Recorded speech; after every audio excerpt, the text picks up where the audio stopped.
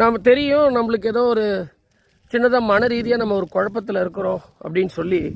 ஆனால் அவங்களுக்கு தெரியும் நம்மளுக்கு என்ன பண்ண மாட்டாங்க, சொல்ல மாட்டாங்க. ஆனால் அந்த கூட்டத்தில் ஒரு நண்பர் எப்போ பார்த்தாலும் நம்மளை பார்த்து எந்த ஒரு காரியம் இருந்தாலும் நம்ம மேலே அக்கறை எடுத்து நம்மளுக்கு நிறைய அட்வைஸ் சொல்லுவாங்க. ஆனால் இந்த அட்வைஸ் சொல்கிறவங்கள நம்மளுக்கு சுத்தமாக பிடிக்கவே பிடிக்காது. ஆனால் அதுதான் பைபிள் சொல்லுது, மறைவாக இருக்கிற ஸ்நேகத்தை பார்க்கணும் வெளிப்படையாக. நிறைய பேர் நம்ம இருப்போம், 4 பேர் முன்னாடி நம்ம ஒரு டிசிஷன் பேசுகிறோன்னா இது தப்புடா, இது சரியில்லைன்னு சொல்லிட்டு நமக்கு நிறைய பேர் ஆலோசனை கொடுப்பாங்க. அந்த நண்பரை நம்ம என்றைக்குமே என்ன பண்ண மாட்டோம், நாம் ஏற்றுக்கொள்ளவே மாட்டோம்.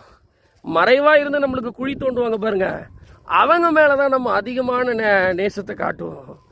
ஆனால் நம்ம மேலே பாசம் வச்சு நம்மளை கடிந்து கொள்கிறாங்க பாருங்க, அவங்கள நம்ம எப்பவுமே நேசிக்கவே மாட்டோம். இதுதானே உலக பிரகாரமான காரியம். எப்பவுமே அதுதான் சொல்கிறது, மறைவான ஸ்நேகத்தை பார்க்கிலும்